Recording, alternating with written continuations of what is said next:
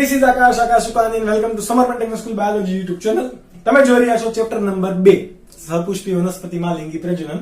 Lecture number 3 ની અંદર આપણે વાત કરી હતી કે અંડક એટલે શું અને એના ભાગો. સ્ત્રી કેસરની અંદર આપણે ડિટેલમાં વાત કરી અને તેના વિવિધ પ્રકાર પણ ગોઠવણીના આધારે ભણી લીધા. હવે આજના લેક્ચરમાં વાત કરવાના છીએ મહાબીજાણુ જનન વર્ણવો. સૌથી પહેલા જોઈએ કે આ અંડક હતું, બરાબર, એના આવરણો હતા. આ આવરણની અંદર શું હતું તો કે ભ્રૂણપુટ હતું, સોરી પ્રદેહ હતો. પ્રદેહની આગળ આપણે ભ્રૂણપુટ બનાવેલું. આ ભ્રૂણપુટ પણ ક્યાંથી બન્યું હશે તો કે એના પહેલા અહીંયા જે કોષો આવેલા હોય એ કોષોને શું કહેવાય, સોરી આ એક કોષ હશે એને શું કહેવાય, એમએમસી. શું કહેવાય, એમએમસી. તમારે આને જો ઇંગ્લિશમાં કેવું હોય તો કહેવાય megaspore mother cell. Megaspore mother cell. અને આને જો તમારે ગુજરાતીમાં કેવું હોય તો કહેવાય મહાબીજાણુ માતૃકોષ. તો તમે આ શબ્દ પરથી પણ સમજી ગયા હોય કે આપણે જ્યારે લઘુ બીજાણુ જનન ભણતા હતા તો ત્યારે એમાં આપણે લઘુ બીજાણુ માતૃકોષ ભણેલા, પીએમસી પોલન મધર સેલ, અહીંયા એમએમસી. તો આ કોષની અંદરથી શું નિર્માણ થવાનું છે, ભ્રૂણપુટનું નિર્માણ થવાનું છે અંડકની અંદર. તો આને શું કહેવાય, એમએમસી. તો તમારે વ્યાખ્યા આપવી હોય કે મહાબીજાણુ જનન, કઈ રીતે તમે એની વ્યાખ્યા આપશો તો એકદમ સિમ્પલ છે કે મહાબીજાણુ માતૃકોષમાંથી મહાબીજાણુનું નિર્માણ. મહાબીજાણુ માતૃકોષમાંથી મહાબીજાણુનું નિર્માણ અથવા તો નિર્માણની પ્રક્રિયાને શું કહેવાય, મહાબીજાણુ જનન. વોટ ઇઝ મહાબીજાણુ? ભ્રૂણપુટ. વોટ ઇઝ મહાબીજાણુ તમને પૂછે તો ભ્રૂણપુટ. કઈ રીતે પ્રક્રિયા થાય ચલો સમજીએ. અહીંયા કોણ છે આપણી પાસે, એમએમસી નો કોષ છે, બરાબર. એમએમસી કઈ પ્રક્રિયા દ્વારા અહીંયા કઈ પ્રક્રિયા દ્વારા અહીંયા તમારો માતૃકોષ બનશે. એમએમસી છે એ એકકીય હશે કે દ્વિકીય? તો આપણને ખબર છે દ્વિકીય હોય. કેવો હોય? દ્વિકીય હોય. દ્વિકીયમાંથી મહાબીજાણુ એટલે કે માદાજન્યુ બનવાનું છે ને. તો આ માદાજન્યુ મહાબીજાણુ એ કેવું હશે? મહાબીજાણુ કેવું હોય? એકકીય. કેવું હશે? એકકીય. દ્વિકીયમાંથી એકકીય થાય તો પ્રક્રિયા કઈ હશે? ઓબ્વિયસલી અર્ધીકરણ. આ બધા આપણા કોન્સેપ્ટ ક્લિયર તમારા હોવા જોઈએ. અર્ધીકરણ 1 અને અર્ધીકરણ 2 એમ ટોટલ 2 તબક્કામાં થાય. પરિણામે 1 માંથી 2 અને 2 માંથી ટોટલ કેટલા કોષો બનશે? 4. કેટલા કોષો બનશે? 4.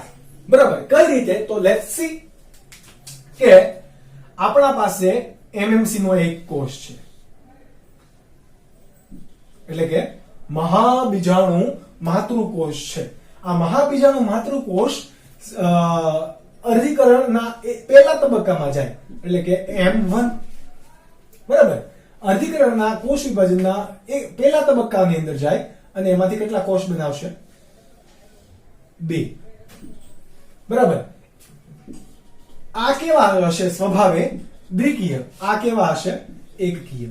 કેમ તો કે અહીંયા આ તબક્કે શું થઈ ગયું હોય આપણને ખ્યાલ છે કે અર્ધીકરણ એટલે કે રંગસૂત્રોનું વિભાજન થયું. પછી બીજો તબક્કો કયો છે આપણી પાસે? M2. M2 બોલે તો કે અર્ધીકરણનો તબક્કો 2. તો એમાં આનું શું થશે? સંભાજન. પરિણામે 2 માંથી ટોટલ કેટલા? 1 2 3 અને 4. 1 2 3 અને 4 કોષો અસ્તિત્વમાં આવ્યા. આ 4 એટલે કે કોણ? આ આવી રીતે. બરાબર. હવે એના ફરતે શું આવેલું હોય તો આપણને ખબર છે કે અન્ય કોષોનું આવરણ હશે. કયા કોષો હોય? બહારની બાજુએ ખોરાક સંગ્રહી પ્રદેહના કોષો. આપણે બરાબર નથી દોરતા પરંતુ તમે આ સમજી ગયા કે બહારની બાજુએ કયા કોષો હશે? આવી રીતે પ્રદેહના કોષો હશે. બરાબર. આની વચ્ચે શું છે? આપણા પાસે 4 કોષો. આ 4 કોષો વાળી અવસ્થા જો લઘુ બીજાણુમાં હતી તો આપણે એને શું કીધેલું કે લઘુ બીજાણુ ચતુષ્ક. અહીંયા કેટલા છે? 4 કોષો મહાબીજાણુના છે, તો આને શું કહેવાશે? મહાબીજાણુ ચતુષ્ક. શું કહેવાય છે? મહાબીજાણુ ચતુષ્ક. આ બધા જ કેવા હશે? એકકીય. કેવા હોય? એકકીય. એટલે કે આ પ્રક્રિયામાંથી આપણને 4 એકકીય કોષ બને છે. તો તમારો સવાલ પણ એવો થશે કે શું અંડકની અંદર 4 બીજ બનવા શક્ય છે અથવા તો 4 અંડકોષ હશે? તો કે નહીં, ધેટ ઇઝ નોટ પોસિબલ. કેમ? તો કે અહીંયા આ 4 પૈકી 3 અવનત પામે. 4 મહાબીજાણુ પૈકી 3 ગુમાઈ, 3 નાશ પામે અને 1 ભ્રૂણપુટ અથવા તો મહાબીજાણુ અસ્તિત્વમાં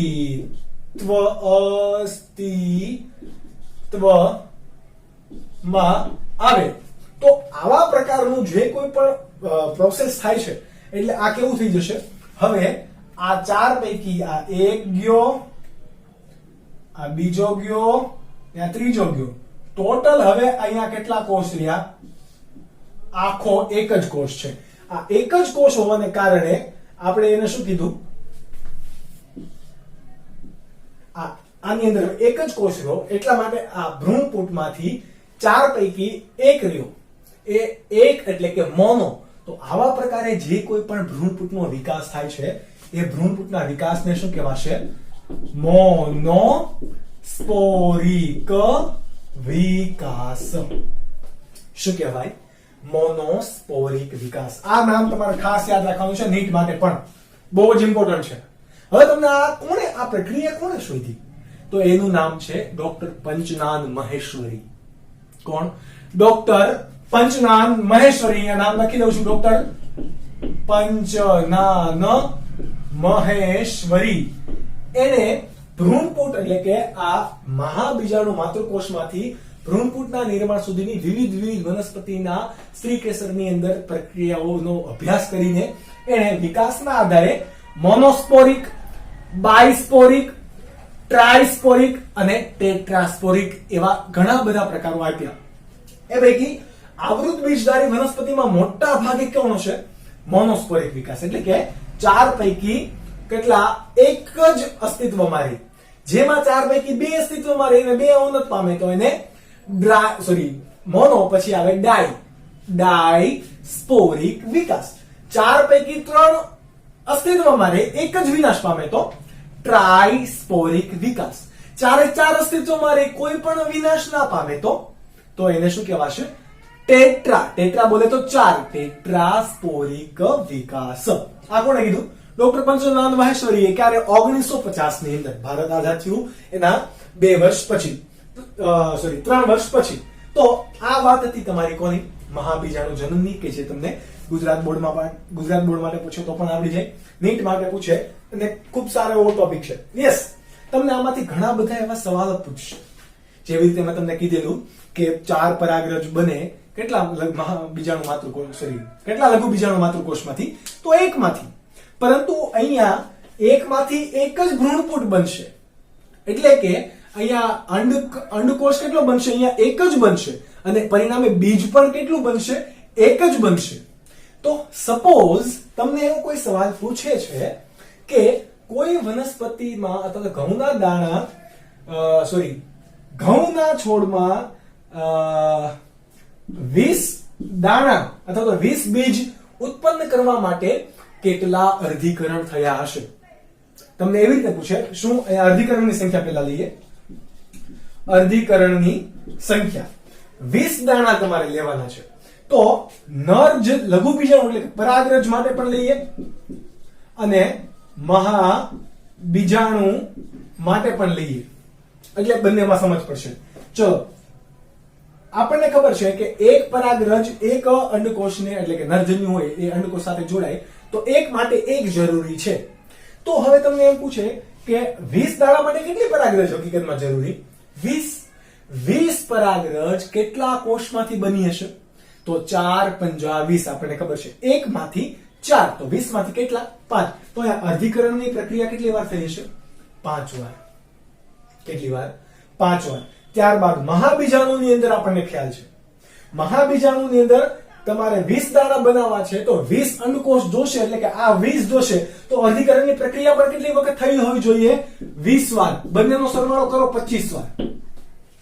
એટલે કે 20 દાણા મેળવવા માટે પણ પ્રક્રિયા કેટલી વાર થઈ હશે? અર્ધીકરણની પ્રક્રિયા 25 વાર. તો કાઇન્ડ ઓફ તમને આવા સવાલો પૂછે તો તમારે હંમેશા યાદ રાખવાનું કે નર કોષ માટે એટલે કે નરજન્યુ માટે અને માદાજન્યુ માટે અર્ધીકરણની પ્રક્રિયા અલગ અલગ છે. એકમાં મોનોસ્પોરિક વિકાસ છે, જ્યારે પરાગરજની અંદર આવું કંઈ જોવા મળતું નથી. એમાં 4 પરાગરજ અસ્તિત્વમાં આવશે. ઓકે, તો આમાંથી તમને એમ પૂછે કે કેટલા કોષોમાંથી એટલી બનશે, તો પણ તમને આવડતું હોવું જોઈએ. કેમ? તો કે અહીંયા પરાગરજ માટે 20 પરાગરજ માટે કેટલા લઘુ બીજાણુ માતૃકોષ પીએમસી કેટલા જવાબદાર? તો કે 5, કારણ કે એકમાંથી 4 બનશે એટલે કે 20 પરાગરજ થઈ ગઈ. એવી રીતે મહાબીજાણુ કેટલા જવાબદાર? 20. તો પણ આન્સર તમને ખબર પડી જાય 20 + 5. આવી રીતે તમને મહાબીજાણુનું પૂછે, પરાગરજનું પૂછે કે સંયુક્ત રીતે બીજનું પૂછે તો પણ તમને આવડતું હોવું જોઈએ. તો આ વાત હતી નીટ માટે કે જે આ ટોપિકમાંથી આ પ્રકારના ક્વેશ્ચન્સ પૂછી રહી છે. તમે આ વસ્તુ પહેલા નોટ ડાઉન કરી લો, ત્યારબાદ આપણે વધીએ આગળ. ત્યારબાદનો ટોપિક છે મહાબીજાણુ જનન. આપણે ભણી ગયા બાદ મહાબીજાણુમાંથી માદાજન્ય જનક અથવા તો ભ્રૂણપુટનું નિર્માણ સમજાવો. કઈ રીતે બનશે? આપણે હમણાં ભણ્યા કે મહાબીજાણુ એટલે કે મહાબીજાણુ માતૃકોષમાંથી કોણ બન્યું. આપણે આખી પ્રોસેસ યાદ રાખીએ. ઓકે, મહાબીજાણુ માતૃકોષમાંથી કોણ બન્યું? મહાબીજાણુ. કેટલા બન્યા? 1. કોને કારણે બન્યા? મોનોસ્પોરિક વિકાસને કારણે બન્યા. કેવા પ્રકારના વિકાસ? મોનોસ્પોરિક વિકાસ. ઓકે, આ પ્રક્રિયા કોને આધારે થઈ? કોના કારણે? અર્ધીકરણને કારણે થઈ. કોને કારણે થઈ? અર્ધીકરણને કારણે. એટલે આપણે અહીંયા જો ડ્રો કરી શકીએ તો આપણું મહાબીજાણુ કંઈક આવું હશે, બરાબર? આવું કંઈક આ મહાબીજાણુ છે બરાબર? આ મહાબીજાણુ છે, અંદરનો ભાગ. ઓકે, આ મહાબીજાણુ એ કેવું છે? એની અવસ્થા કેવી છે? એકકીય એટલે કે હેપ્લોઇડ. હેપ્લોઇડ એટલે કે એકકીય, ડિપ્લોઇડ એટલે કે દ્વિકીય. ઓકે, હેપ્લોઇડ છે. હવે આ ક્રમિક વારંવાર કેટલી વાર વિભાજન પામશે? 3 વાર સમભાજન. સમભાજન પામે અને શું બનાવે? Let's see. ઓકે,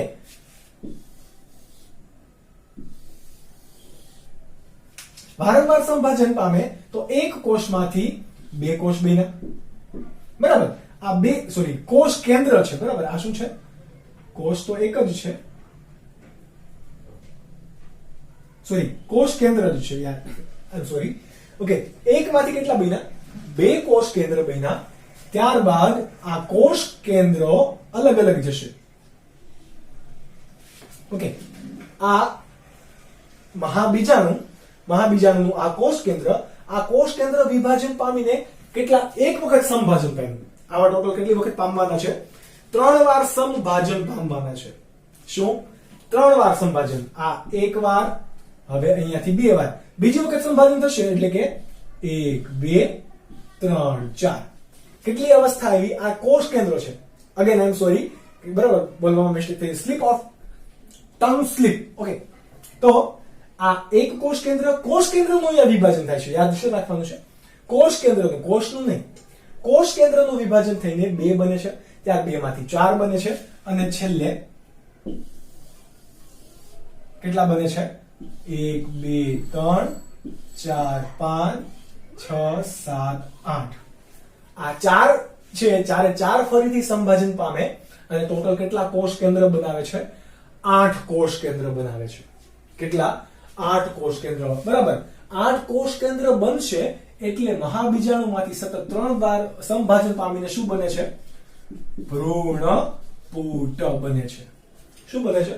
ભ્રૂણપુટ. તો અહીંયા જોજો, અર્ધીકરણ અને અહીંયા 3 વાર સંભાજન. તો ક્યારેક તમને કેલ્ક્યુલેશન ટાઈપ તમને અહીંયા સવાલ પૂછે તો પણ આવડતો હોવો જોઈએ. હવે આ 8 કોષ કેન્દ્રો છે, આ 8 કોષ કેન્દ્રો અલગ અલગ રીતે ગોઠવાશે. કઈ રીતે ગોઠવાશે તો હું અહીંયા તમને ડ્રો કરીને બતાવું. બરાબર, આ રીતે ગોઠવાશે. સોરી,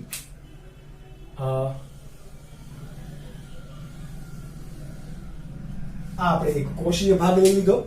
આ આપણે હમણાં ઉપરની બાજુ જે 3 દોરેલા એ 3 કોઈ એક છેડે, કયા છેડે જશે? આપણે અંડકના, સોરી, આપણે અહીંયા અંડક પણ દોરી દઈએ સમજવા માટે. આ અંડકનો અંડ છિદ્ર વાળો છેડો હતો, આ અંડ તલ અથવા તો બીજાંડ છિદ્ર અથવા તો નાભી વાળો છેડો હતો.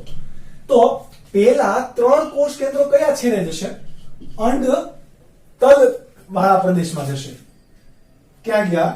અંડ તલ વાળા પ્રદેશમાં. એટલે કે અહીંયા 1, સોરી, આપણે ઘાટા દર્શાવી દઈએ. અહીંયા 1, અહીંયા 2, અહીંયા 3. આ 3 કોષ કેન્દ્રો ક્યાં ગયા? ઉપરની બાજુએ. નીચેની બાજુએ પણ કેટલા ગયા? 3. એટલે કે કયા છેડે? અંડ છિદ્ર છેડે. 1, 2 અને 3. એવી રીતે 3 ક્યાં ગોઠવાય છે? અંડ છિદ્રના છેડે. કયા છેડે? અંડ છિદ્રના છેડે. અને બાકી રહેલા 2, ટોટલ 4 માંથી કેટલા બનશે? 8. બાકી રહેલા 2 એ ક્યાંય જોડાતા નથી અને બંને કોષ કેન્દ્રો ક્યાં રહી જાય છે? અહીંયા જ.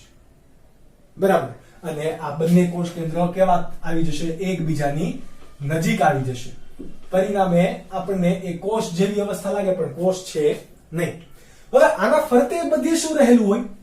કોષ રસ રહેલો છે. આ કોષ રસ પણ હવે શું પામશે? વિભાજન પામશે. ટોટલ 8 કોષ કેન્દ્રો પૈકી કેટલા? 8 કોષ કેન્દ્રો પૈકી 6 કોષ, એટલે કે 3 કોષ કેન્દ્રો, 1, 2, 3, 4, 5, 6, એમ ટોટલ 3 કોષ કેન્દ્રો એની ફરતે એક કોષ રસ ધારણ કરીને જાડી દીવાલ બનાવશે. શું બનાવશે? જાડી દીવાલ. કઈ રીતે? તો કે આ રીતે કોષ રસ ધારણ કરી લીધો, આવી રીતે એને એની ફરતે જાડી દીવાલ પણ બનાવી લીધી. આ 1, 2, 3, બરાબર. કોષ રસ સ્વીકારી લીધો, એના ફરતે એક દીવાલ બનાવી લીધી. એવી રીતે બીજા છેડે પણ આ રીતે આ 1, 2 અને 3 એને શું બનાવી લીધું? કોષ કેન્દ્ર ફરતે કોષ રસ મેળવી કોષ દીવાલ બનાવી લીધી. અને આ 2 જે કોષ કેન્દ્ર છે એ એના ફરતે કાંઈ પણ ધરાવતા નથી. એટલે કે કોઈ કોષ દીવાલ નથી બનાવતા. એટલે કે આ 6 કોષો બની ગયા. કોષ દીવાલ અલગ અલગ બની ગઈ. એટલે કે હવે આ 3 કોષો બની ગયા, આ 3 કોષ બની ગયા.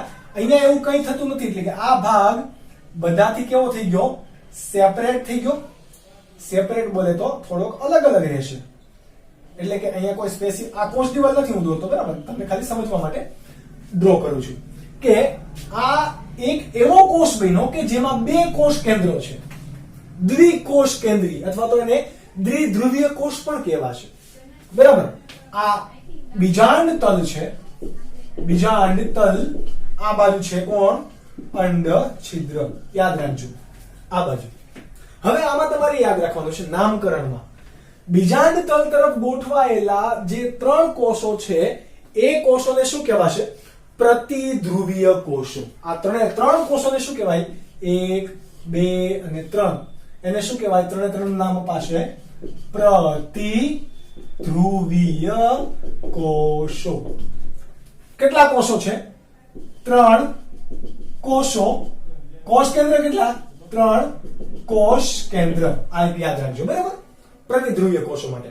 હવે આપણે આની કોઈ જરૂર નથી, એટલા માટે આને થોડી વાર રિમૂવ કરી દઈએ, જેનાથી આપણે સ્પેસિફિકલી નામકરણ કરી શકીએ. તમે સમજી ગયા કઈ રીતે.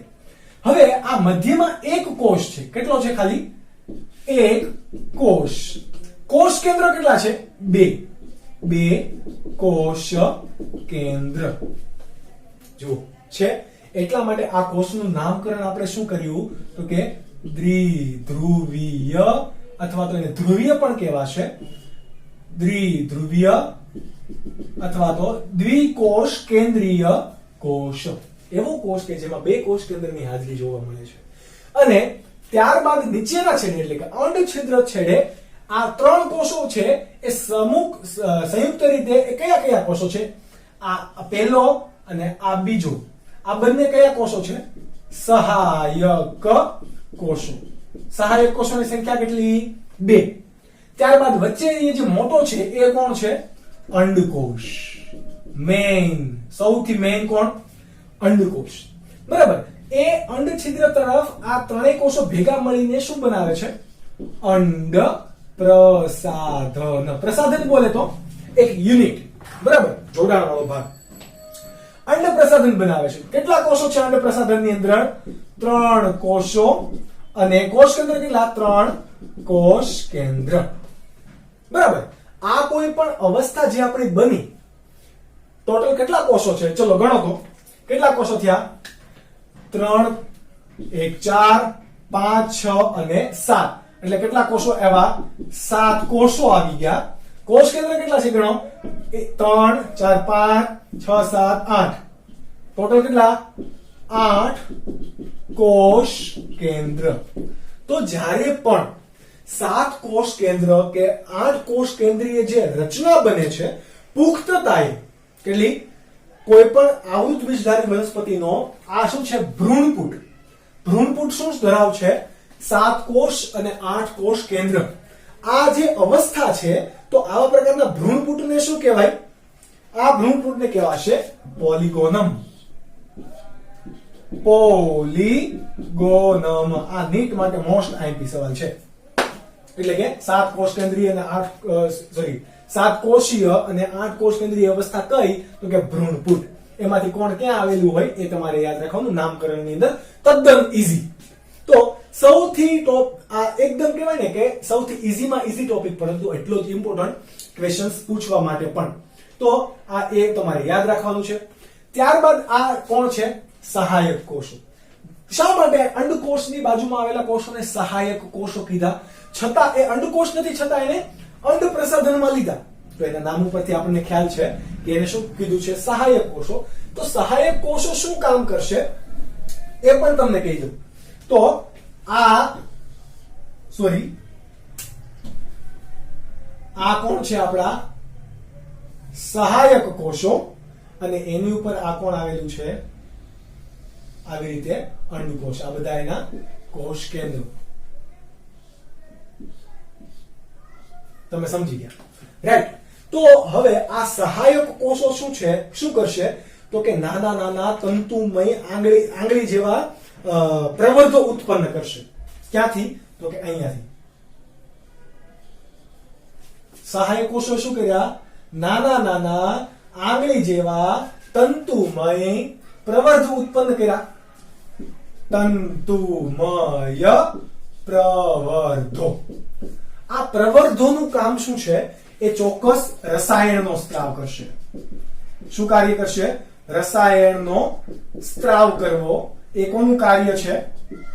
તંતુમય કોષોના સહાયક કોષોના તંતુમય પ્રવર્ધોનું કામ છે કે રસાયણનો સ્ત્રાવ કરશે.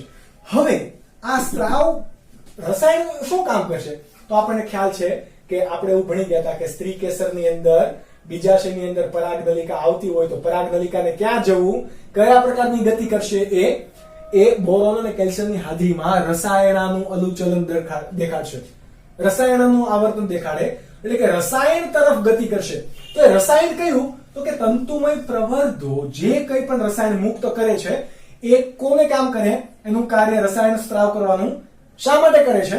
તો કે પરાગ નલિકાને આકર્ષે. કારણ કે પરાગ નલિકાને આંખો નથી હોતી, તો એને ખબર નથી હોતી કે અચ્છા ભાઈ અહીંયા અંડકોષમાં જવાનું છે. બરાબર. આ અહીંયા આવી રીતે કોષો છે ને ત્રણેય, તો એને ખબર નથી કે એને ક્યાં જવાનું છે, તો અહીંયા જતો રહે. પરંતુ ત્યાં નહીં જાય.